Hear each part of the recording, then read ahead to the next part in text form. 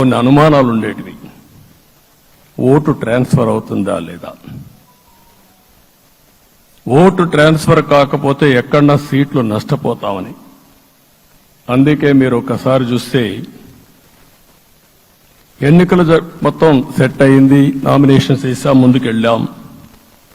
అదే సమయంలో మొట్టమొదటిసారిగా కొవ్వూరులో 3 పార్టీల నాయకులు కలిసి, నేను, పవన్ కళ్యాణ్ గారు, పురంధేశ్వరి గారు ముగ్గురం కలిసి ఫస్ట్ మీటింగ్ అడ్రస్ చేశాం. అక్కడి నుంచి 6 జిల్లాల్లో మేమిద్దరం కలిసి తిరిగాం.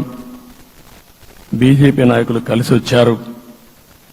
ఆ తర్వాత మొట్టమొదటిసారిగా అమిత్ షా గారు ఏదైతే అనంతపూర్లో ధర్మవరం కాన్స్టిట్యున్సీకి వచ్చారు. నేను మొన్న నేషనల్ మీటింగ్లో కూడా చెప్పాను.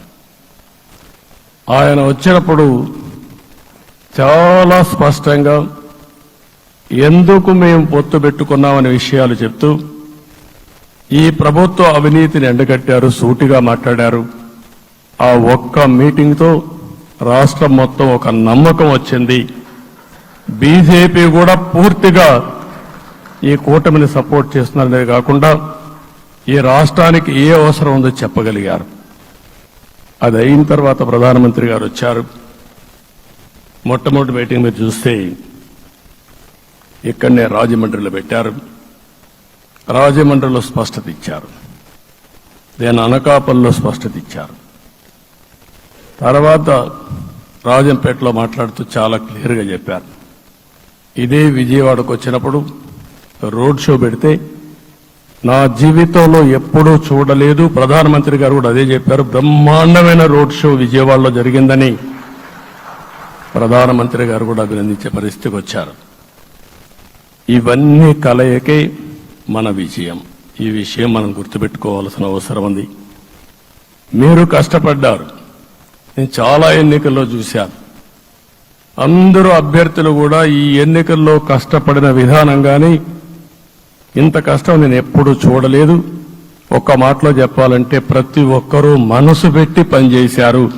అందుకే ఈ గెలుపు వచ్చిందని చెప్పి కూడా నేను మీకు తెలియజేస్తున్నా. మీ అందరి సహకారంతో రేపు ప్రమాణ స్వీకారం చేస్తున్నాను. దానికి మీ అందరికీ ధన్యవాదాలు. రేపు ప్రమాణ స్వీకారానికి నరేంద్ర మోడీ గారు ప్రధానమంత్రిగా వారు వస్తున్నారు. అదే మాదిరిగా ఎన్డీఏ నాయకులు వస్తున్నారు. ఇది ఒక అరుదైన అనుభవం. అంటే నేను 4వసారి ముఖ్యమంత్రిగా ప్రమాణ స్వీకారం చేస్తున్నాను కానీ ఈసారి దీనికి ఉండే ప్రాధాన్యత, ప్రజలు మన మీద పెట్టుకున్న నమ్మకం, నష్టపోయారు, ఇబ్బందులు పడ్డారు, మన మీద హోప్ పెట్టుకున్నారు. తిరిగి నేను ఒక్కడిని చేసే కార్యక్రమం కాదు, అందరం సమిష్టిగా మళ్లీ ప్రజలకు రుణం తీర్చుకునే సమయం ఆసన్నమైంది. దానికి ఈ రాష్ట్రానికి పూర్తిగా కేంద్ర సహకారం అవసరం.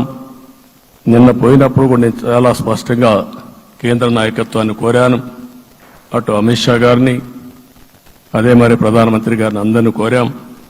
పూర్తిగా సహకరిస్తామని వారు హామీ ఇచ్చారు. దానికి మనందరి తరపున కేంద్రంలో ఉండే ప్రధానమంత్రి నరేంద్ర మోడీ గారిని, అదే మరి అమిత్ షా గారిని, కేంద్ర నాయకత్వాన్ని, అదే మరిగా బీజేపీ దేశ అధ్యక్షుడైనటువంటి నేషనల్ ప్రెసిడెంట్ గారి నడ్డా గారిని మనస్ఫూర్తిగా అభినందిస్తున్నానని చెప్పి కూడా నేను మీకు తెలియజేస్తున్నాను. ఈరోజు 40 సంవత్సరాలుగా రాజకీయాల్లో ఉన్నాను. నేను ఎప్పుడు కూడా రాగద్వేషాలకు అతీతంగా రాజ్యాంగంలో ఏదైతే మనం ప్రమాణం చేస్తామో రాజ్యాంగాన్ని అనుసరించి అదే విధంగా పనిచేశాను. మళ్లీ ఈరోజు మీ అందరికీ హామీ ఇస్తున్నా. నాకు అలవాటు ప్రజల కోసం కష్టపడడం, అవిశ్రాంతంగా పనిచేయడం, పోరాటాలు మాత్రమే నాకు తెలుసు, ప్రజాహితం మాత్రం తెలుసు. తప్పకుండా దాన్ని నిలబెట్టుకుంటా. ఇన్ని దశాబ్దాలుగా కూడా ప్రతి అడుగు కూడా మీరు ఒకసారి చూస్తే ప్రతి ఆలోచన, తపన అన్ని కూడా ప్రజల కోసమే చేశాం.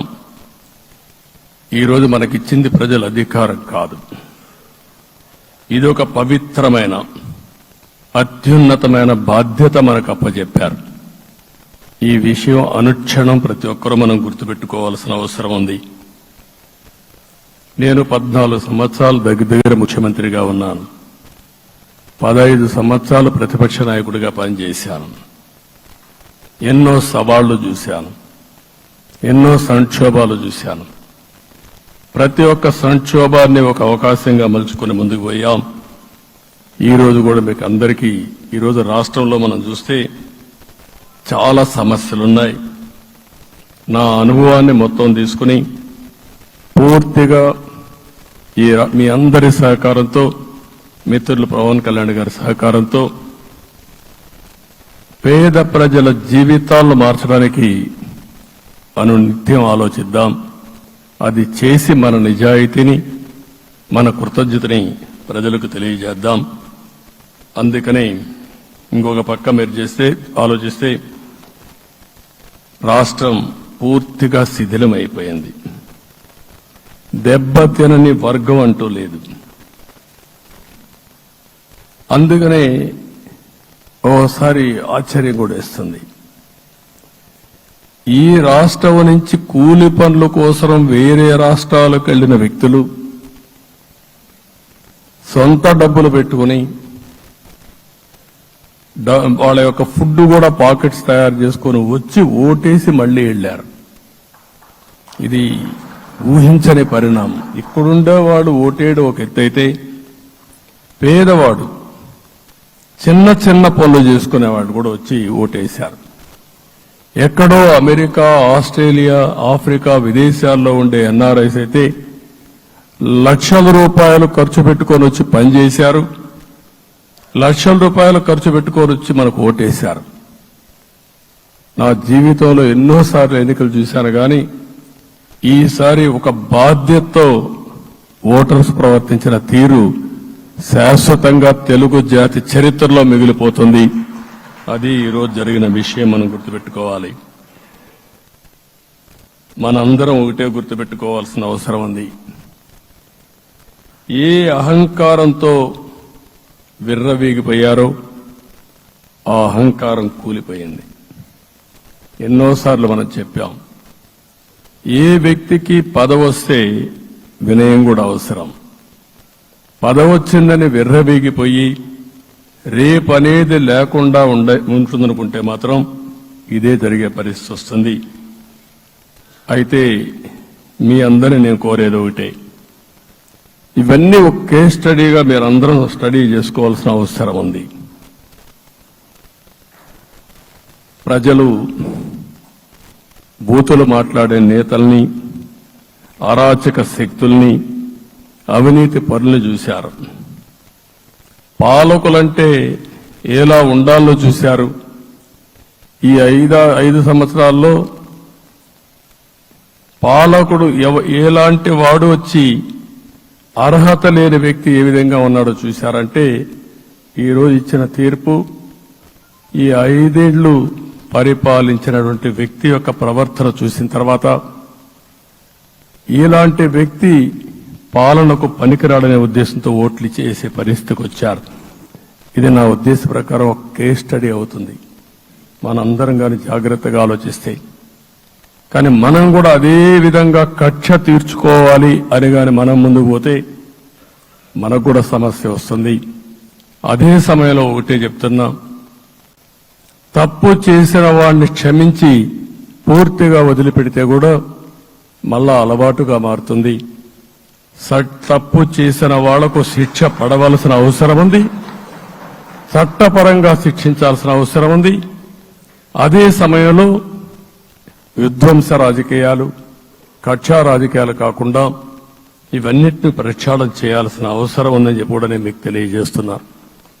ఇంకొక పక్క 5 ఏళ్లలో ఎన్నో సంవత్సరాలు చూశాను, కానీ కార్యకర్తలపైన దాడులు, హింసా రాజకీయాలు, అక్రమ కేసులు, వేధింపులు, కడాన సోషల్ యాక్టివిస్టులు కూడా ఇష్టానుసారంగా కేసులు పెట్టి హెరాస్ చేస్తే నిద్రపోకుండా వాళ్ళు కాపాడుకున్నాం.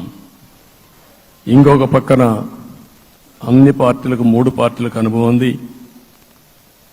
ఈరోజు మీరు చూస్తే ప్రాణాలు తీస్తూ అరాచకంగా ప్రవర్తిస్తూ తెలుగుదేశం పార్టీలో ఒక ఉదాహరణ చూసినప్పుడు అన్ని పార్టీలకు వర్తిస్తుంది. ఏదైతే మన పార్టీకి వ్యతిరేకంగా నేను ఆ పేర్లు చెప్పకూడదు కాబట్టి చెప్పలేదు, కానీ స్లోగన్ ఏమంటే కడాన మెడ మీద కత్తున్న జై తెలుగుదేశం అంటూ ప్రాణాలు వదిలిపెట్టే పరిస్థితికి వచ్చారు. ఇది ఊహించని పరిణామాలు ఇవన్నీ. ఇప్పుడు కూడా కళ్ల ముందర తిరిగే పరిస్థితి వస్తుంది. అందుకే ఈరోజు మనందరం కూడా ఇవన్నీ గుర్తుపెట్టుకుని, నాకు జరిగిన అవమానాలు చూశారు. నేను అందుకే మా కుటుంబానికి జరిగిన అవమానంతో నేను కూడా భరించలేక బయట వచ్చినప్పుడు ఒకటే శపథం చేసి వచ్చాను.